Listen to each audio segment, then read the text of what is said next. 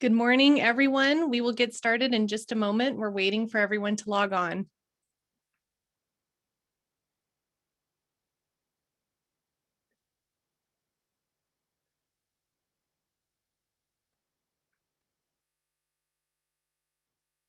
Good morning, everybody. We will start in just a moment. We're waiting for people to log on.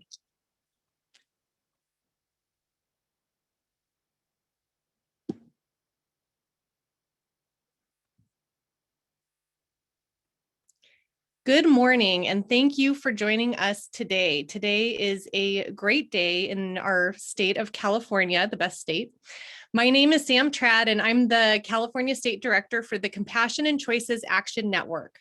Please note that this Zoom call is being recorded, but don't worry, we can't see you, so you don't need to worry about that. If you have a question, you can ask a question at any time in the Q&A box, and we will answer all the questions at the end. Please note that we will be copying questions and dismissing them. So if you see your question dismissed, don't worry, it doesn't mean we're not going to answer it. We're just collecting all of the questions so that we can try to get to as many of them as possible at the end. We are very honored to be here today with Senator Susan Talamantes Eggman, Assemblymember Jim Wood, President and CEO of Compassion and Choices Action Network, Kim Callanan, Reverend Madison Shockley, Dr. Ryan Spielvogel, and Tom Whaley to talk about the California End-of-Life Option Act and the need to remove the unnecessary barriers in the law and the sunset provision, because the law will expire in a few years if we don't. I also want to thank all of our board members who are here today. I can't see everybody who is logged on. We have a lot of people joining us today, but please know we are grateful for you. And I want to especially thank our California board members for their support: Reverend Shockley, Mark Weideman, Nancy Hoyt, Dr. Shandana Banerjee, Dr. Lucille Ridgel, and Chaba Mera. The End-of-Life Option Act, which took effect in 2016, authorized the compassionate end-of-life care option of medical aid in dying for terminally ill, mentally capable adults in California. We know that this law works well for those who can access it, but we also know that it can be very difficult for terminally ill people to access it. It is because of the time-consuming 13-step process, including a 15-day waiting period between the first and second verbal requests for medication, as well as a few other things, which we'll talk about today. The entire process can often take weeks or months to complete. To start us off today, I'm grateful to have San Luis Obispo resident Tom Whaley, who will talk to us about his experience with his wife, Christine, who wanted the option of medical aid in dying. Tom?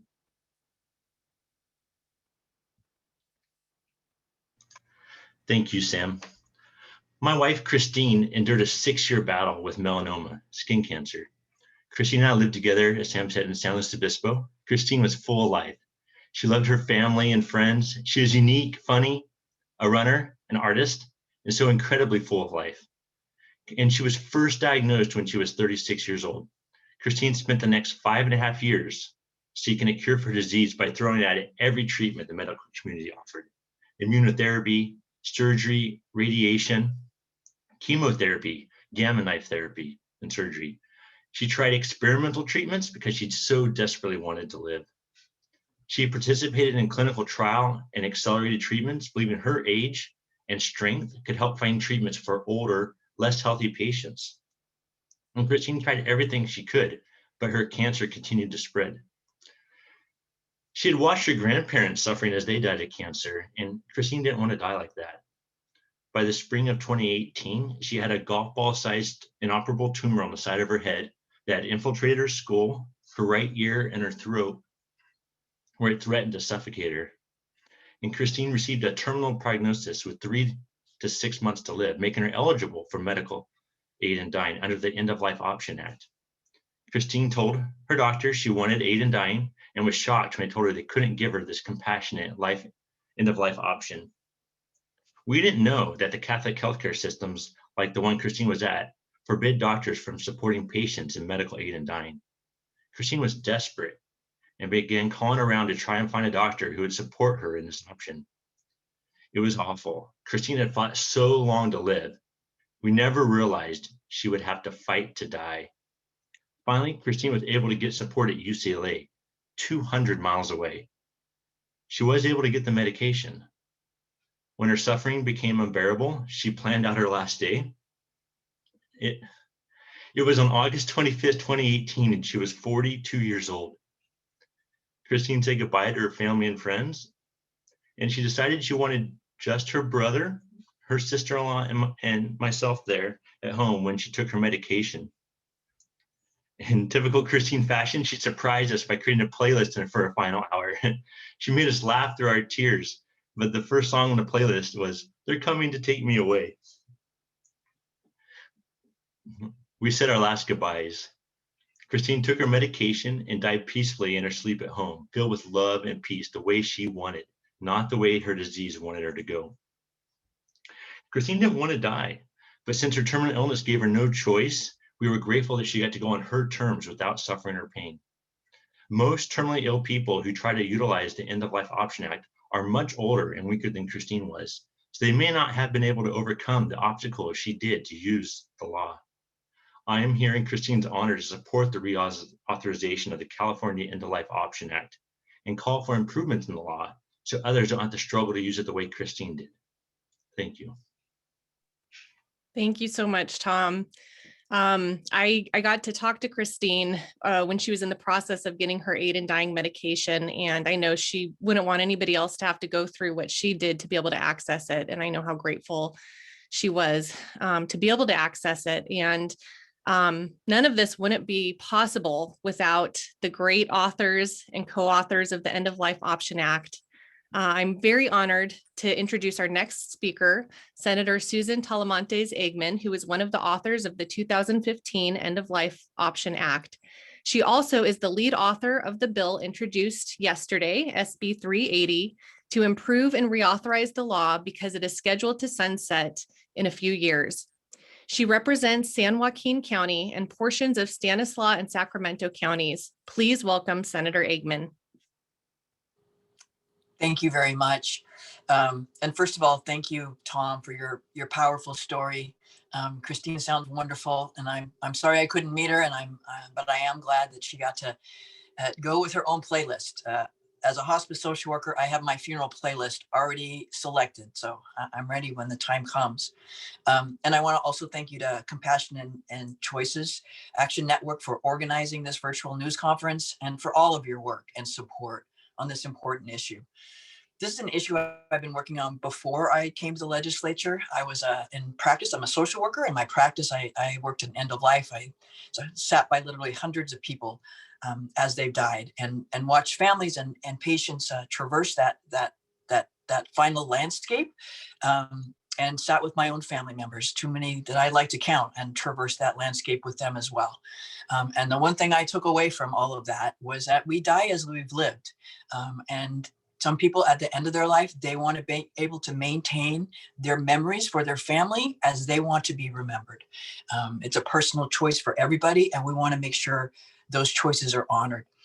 As a doctoral student, when I did my PhD, I was in Portland during the End of Life Option Act there. And so I was able to watch and study what was going on. And then as I researched for my dissertation, I collected stories of family members from the Central Valley, Latino families who had died and intersected with the healthcare system and in their care of their loved one. That's why I was so passionate in 2014 to introduce this legislation with Senator Lois Wolk and Senator Monning, who did a tremendous amount of work on this issue.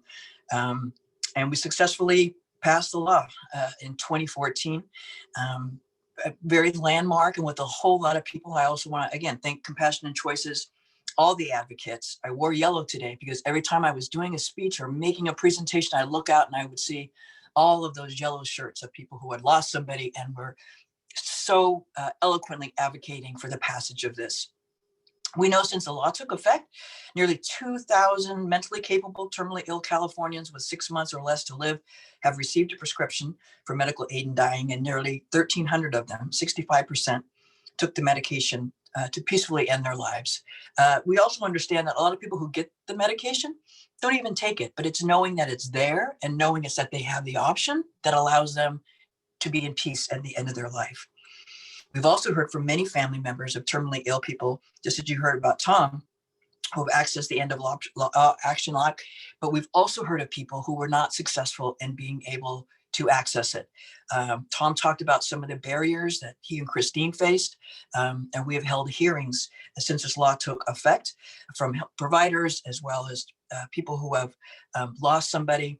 And over we heard, while we put protections in place to make sure the act wasn't abused, the 13-step process oftentimes presents barriers for people, and it's become intolerable.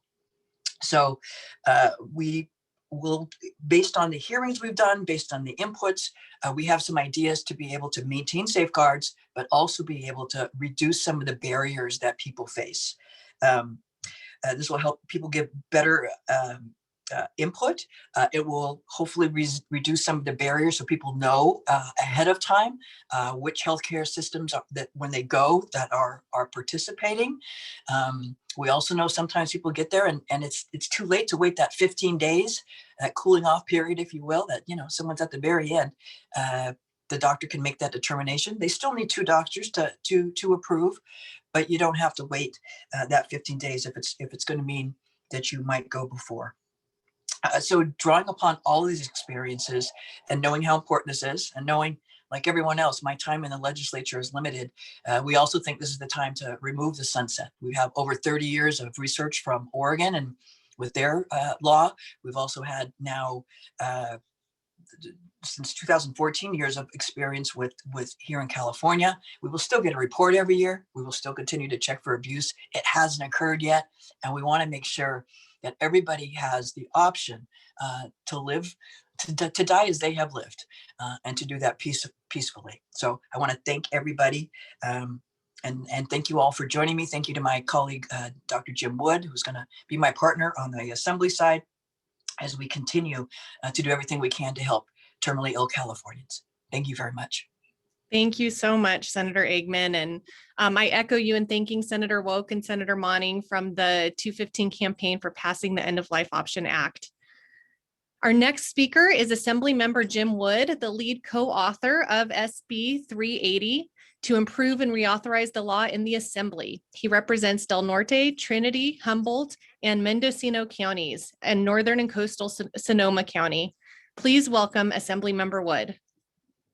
Thank you. Thank you very much. I just want to say how much I appreciate the words of my colleague, Senator Eggman. Miss her in the Assembly, but appreciate to have a friend on the other house. But also want to thank Compassion and Choices for organizing this event today. I'm very proud to have supported the California End of Life Option Act and to have fought for its passage when it was in the legislature 6 years ago. Actually, my history with this goes back even further. My predecessor, one of my predecessors, retired now Assemblymember Patty Berg, and when she was in the Assembly between 2002 and 2008, tried to get this law passed. And I've been a huge fan of hers. And so I think I just want a shout out to her early work on this, which I think was really, really important.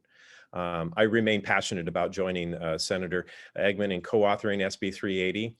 The bill will improve the End of Life Option Act by eliminating the sunset once and for all and removing the time-consuming barriers that terminal patients are forced to endure in order to access the law. The people who've taken advantage of this law are folks who desperately want to live, but whose prognosis has robbed them of the ability of that possibility. They want to pass peacefully, not painfully. I urge my colleagues to support these important changes to the Act and want to note that these changes should have no fiscal impact to the state. Let's do what's right. Let's support patients in California who overwhelmingly support this law. We must continue to provide people control over the last days of their lives and allow them to choose to avoid unnecessary suffering. Thank you very much. And I want to just say thank you to Tom for sharing your story. If you don't listen to that story, if you listen to that story and are not moved, I don't know what moves you. So thank you so much for being with us, Tom. Thank you so much, Assemblymember Wood, and thank you for championing this important bill. Our next speaker is Kim Callanan. Kim is currently the president and CEO of Compassion and Choices Action Network. Since 2015, Kim has played a leadership role in authorizing and implementing medical aid in dying into 5 new jurisdictions: California, Colorado, the District of Columbia, Hawaii, and New Jersey. Kim? Thank you so much, Samantha. And I just wanted to echo my thanks to Tom for his courage sharing Christine's story, and to Senator Eggman and Assemblymember Wood for your leadership. It is really the partnership of all of us, the people that are on the call, our legislative leaders, the courageous storytellers, the doctor advocates that is going to allow us to make this law permanent in California and improve it. In addition to the California board members that Samantha recognized earlier, I also want to take a moment just to acknowledge a non-California board member who's with us today, Elaine Charney. So thank you to her for her leadership and the resources she helps us bring to make this work possible. In 1997, you may remember way back when there was a US Supreme Court ruling in Glucksberg versus Washington. And in that ruling, the court left the very challenging task of crafting appropriate procedures for safeguarding medical aid in dying laws while balancing the competing liberty interests to state legislators, noting that state legislatures were in the best position to weigh the facts and experiment. In 2015, California rose to that challenge, and you took on the opportunity of crafting what has become the California End-of-Life Option Act, and it has brought greater humanity at life's end for thousands of Californians across the state. The California legislature's courage also had a very profound and positive impact on terminally ill Americans across the country. Because I'm sure it won't surprise anybody, but when the largest state in the nation passes a law, it reverberates across the country. It took almost 20 years to authorize medical aid in dying in the first 4 years. However, since California authorized medical aid in dying in 2015, 4 other states and Washington, D.C. have followed suit in just 5 years. And that's why this law is so important, because it's an opportunity for other states to also recognize the importance of balancing liberty interests and safeguards. We must have safeguards to protect vulnerable populations, but those safeguards should not be barriers to eligible patients being able to access the law. The implementation of this law in Oregon for more than 20 years and in California for 5 additional years, plus decades of experience in other jurisdictions, now provides us with a robust body of evidence. We no longer have to conjecture about what will happen when medical aid in dying is passed. We know exactly what will happen. And the good news is that it's all positive. We can conclusively confirm that there have been no instances of abuse or coercion. It just simply has never come to fruition in California or any other authorized jurisdiction. The overwhelming evidence also confirms that there are too many unnecessary regulatory roadblocks. And the important part is unnecessary. Safeguards are needed. Unnecessary safeguards are robbing dying patients from being able to access the option. The most egregious offender is the mandatory minimum waiting period. And that's why we are delighted that this piece of legislation gives doctors the flexibility to be able to waive that waiting period if patients are imminently going to die. While the access campaign that we have led in California, working closely with Senator Talamantes Eggman, has helped ensure that some Californians are able to access the law, unfortunately, too many can't get through the 13-step process. To improve this experience for dying Californians, the legislature must act. The implementation of medical aid in dying contributes to improvements in end-of-life care for everybody, and it brings about a profound peace of mind, even for those who do not decide to access the law. The importance of this law is evidenced by the fact that lawmakers in authorized states like Oregon, Washington, Hawaii, and California are seeking to improve their laws to ensure that they achieve the original intention of the law. Several state legislatures are taking on this task during COVID-19 when very few legislative proposals are advancing. And it's because of the importance of addressing how one dies, while we are also grappling with ensuring that more people will live. We can't take the California End-of-Life Option Act for granted. We, along with our amazing pro bono attorneys and the Attorney General, have been and will continue to successfully defend the California End-of-Life Option Act in the courts. In addition, the law will expire in a few years if the legislature doesn't act and reauthorize it. With considerable evidence to draw from, the California legislature is now well positioned to engage in the exact fact-finding that the Supreme Court encouraged in Glucksberg versus Washington. On behalf of the terminally ill Californians and the many of organizations, individuals, doctors who have all worked to help ensure that this law is properly implemented and would like for it to become permanent, I urge the legislature to act now to improve and reauthorize the California End-of-Life Option Act. Thank you. Thank you so much, Kim. Our next speaker is Dr. Ryan Spielvogel, a Sacramento family medicine specialist. He will share his experience and discuss why he supports the improvements of the End-of-Life Option Act proposed by Senator Eggman and Assemblymember Wood. Please welcome Dr. Spielvogel. Thank you, Sam, and thank you, Senator Eggman and Assemblymember Wood, for championing the End-of-Life Option Act and authoring this much-needed bill. Thank you also for the Compassion and Choices Action Network for the work that you do. I'll never forget the first time that I prescribed medical aid in dying. It was right after the law was passed, and I wasn't sure how I was going to feel about it. A few days after my first patient took his medication, I called his daughter to check in with her. I'll never forget what she said. We got to have a memorial for Dad while he was still alive, and he took the medication surrounded by friends and family. He went to sleep and passed away peacefully. It was beautiful. I remember at the time my eyes welling up because I just hadn't expected how far the gift had expanded beyond just the patient.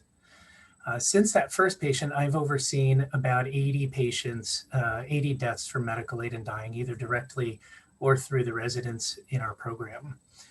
Most have gone just as smoothly, but unfortunately some have not. You see, that mandatory minimum waiting period that you've been hearing a lot about is a huge barrier for many patients. An audit of a subset of 67 of Sutter's patients who requested medical aid in dying over the last 2 years revealed that 18 or 26% of them died in exactly the way that they didn't want to during the mandatory 15-day waiting period. The 15-day waiting period that is written into many of the laws authorizing medical aid in dying was intended as a safeguard against a patient acting capriciously, allowing them to have time to think through their decision. While sensible in theory, in practice, this notion seems to be based on a flawed premise, namely that a patient has only started thinking about aid in dying when they give their first verbal request to the physician. I can say unequivocally and without exception that every one of the 80+ patients that I have overseen through the process had been thinking about it for weeks or months before their first visit. I personally support the option of medical aid in dying in California for my terminally ill patients because I have seen firsthand how powerful a tool it can be for a patient at the end of their lives and how it provides peace of mind once they get a prescription, regardless of whether they take the medication. SB 380 has an important and much needed amendment in it. It allows the prescribing physician the ability to waive the waiting period if the patient is unlikely to survive it. The patient still has to go through the 13+ step process to access the medication, but thanks to this amendment, imminently dying patients would be able to get their prescription as soon as they qualify for it.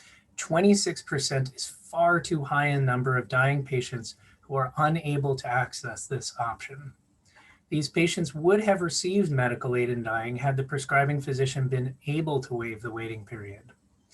Oregon has made this amendment to their law and it is working well. This ensures the law works as intended and allows more dying patients the compassionate option of medical aid in dying. please support and pass SB 380 so that the California End-of-Life Option Act can work as intended and provide a compassionate end-of-life option for qualified dying patients. I don't want to see another patient die needlessly in exactly the way they didn't want to. Thank you. Thank you so much, Dr. Spielvogel. I appreciate the support you give to your patients so much. And 26% is way too high. We know from a study from Kaiser that 33% of their patients didn't survive the waiting period. And I think about Jane Roberts, who lives in my hometown of Redlands. Her husband was in excruciating pain and every single day would ask, when do I get my medication? And the moment he was able to get it, he took it because he could not endure any more suffering. So thank you for sharing that story. And we've got to be able to make these amendments. Next, I am very honored to announce our last speaker, Reverend Madison Shockley. He is the pastor of the Pilgrim United Church of Christ in Carlsbad, California. He is also the vice chair of the Board of Compassion and Choices and is a member of the Compassion and Choices African American Leadership Council. You may have seen him in our public service announcements. Please welcome Reverend Shockley. Thank you, Sam. I want to thank everyone that has spoken today, and I'll be very brief in my comments. The California End-of-Life Option Act allows terminally ill adults the option to end unbearable suffering. 75% of Californians across the state support the End-of-Life Option Act. But as Dr. Spielvogel noted, this compassionate law can be difficult for terminally ill Californians to access in time before they die. As a minister, I sit bedside with people at the end of life. And I have watched too many terminally ill Californians suffer needlessly while dying. As a religious leader, I'm concerned about the hurdles we heard about today that make it difficult for dying people to use this compassionate law to die peacefully. I think it is especially important in the communities of color, where patients often don't have access to the same resources and referral networks that can best inform them about their end-of-life care options. People of color need better access to all end-of-life care options, including hospice, comfort and palliative care, pain management, and medical aid in dying.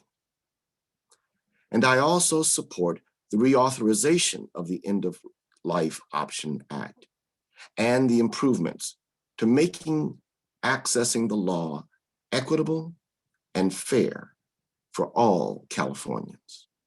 Thank you. Thank you, Reverend Shockley.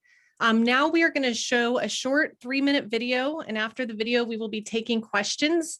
You can ask a question at any time in the Q&A box. And there's just so many stories we want to share. So we've compiled just a few of them in this 3-minute video, which we will watch now.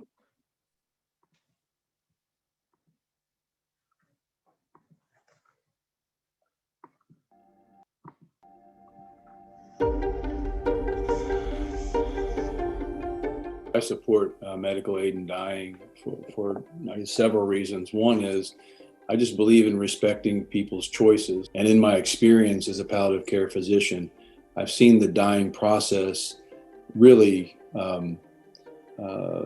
create lots of emotional, moral distress for patients and their families. And so he told me, I don't want to be like that. I don't want to be a lifeless shell. I want to die with some dignity, and I want to be able to say goodbye to those I love. And people who are suffering, like my late husband, Chris, should have the option to limit their excruciating pain if they so choose. Chris se convirtió de un esqueleto. Tenía mucho dolor, incluyendo el estómago, la espalda, en las piernas, y no podía mover, no podía comer o hacer nada. Y yo quiero recordarlo como estaba antes. The inflexibility of that 15-day waiting period meant that he had to suffer, even though He was suffering so much. And so it's cases like that that make this hard. I have seen too much of the angst and suffering of families, of patients and friends who are in the process of dying. And since I qualified and went through the process, I have had such serenity and tranquility, not for myself, but knowing that I can spare my daughter what I have seen. The way my husband approached death was as fine as the way he lived his life. He certainly wasn't in denial. He'd come to terms with his terminal cancer. He acknowledged his mortal weakening and physical failure. He wanted to spare himself and us the end-stage suffering, and so he embraced his legal right to exercise that autonomy. She said, I'm ready to lay down. My dad laid down with her. I held her hand. She went to sleep and she stayed asleep. Her facial expression didn't change. Nothing in her hand responded to me, nothing. She was completely peaceful.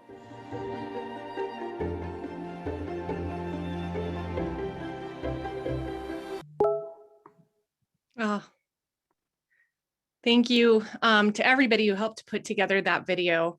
Now we will take questions. I know we're running a little over time, but there have been a few questions that we want to make sure we get to. The first question is if this is being recorded, and yes, it is. This is being recorded, and we will share that link out afterwards.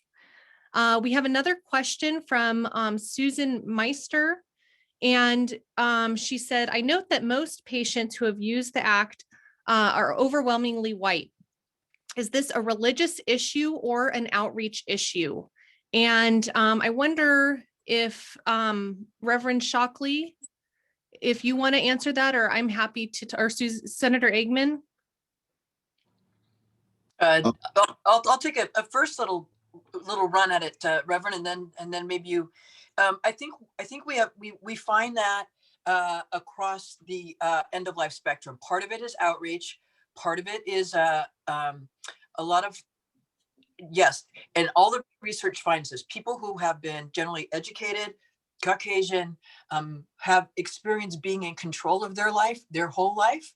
Oftentimes people of a lower socioeconomic or cultural, religious backgrounds that have not felt that same level of control. And again, issues around spirituality will require people to be more in a family relationship than thinking as an individual is one of the things research will find. And also we know that just with our healthcare system, oftentimes people of color aren't able to access treatment until later. And so they are much more inclined to continue at the very end to do what they can. Again, sometimes not for themselves, but for their family. Yeah, I would add to that, Compassionate Choices has made tremendous outreach to the African-American community, to the Latino community. I also sit on the African-American Leadership Council, and we have been very active in reaching communities through the media, through conferences, and everywhere that I have gone, even within religious conferences of African-American ministers. When people hear and understand the issue and have an opportunity to engage with the issue, I find broad reception in the African-American community. So it's a matter of continuing that outreach and expanding that outreach. Now, it is well noted that African-American communities do not access hospice as broadly as the larger community. And so that is part of the entire process of grasping and dealing and engaging end-of-life issues. And so as we can introduce a broader cross-section of the community to hospice, to advanced care directives, to medical aid in dying, to palliative care, as all of these opportunities and resources become available, people do avail themselves of these resources. So this is not an innate reluctance. I think it's mostly a matter of having the opportunity to engage the issues and get information. Thank you so much, Reverend Shockley. I just wanted to add that, we've seen a steady support in California for the End of Life Option Act. Overall, 75% of Californians support it. And the California Healthcare Foundation did a really great survey where they asked people if they support the option of medical aid in dying under the End of Life Option Act. And they found that 76% of Asians, 76% of Black Californians, and 68% of Latino Californians do support the End of Life Option Act. Our next question is, what are the next steps for SB 380? And first, it'll have to go through some hearings. I don't know if you want to talk about that, Senator Eggman. Yes, so it will go, so it was introduced in the Senate. So it will first be referred through the Rules Committee to Senate policy committees. We hope one, maybe two, it'll get referred to. And then it will have to, I'm not sure if it will be keyed fiscal. I don't think so. And then it will go, so it won't need to go to appropriations and then to a vote of the full House. And then it will go over to the Assembly where Assemblymember Wood will then pick up the football and do the same thing on the other side to be referred through policy, from rules to policy committees, and then to the full floor for a vote. And that's when we'll need all your support to ensure the passage. We have a great group of very diverse. I want to make that point in light of the last question.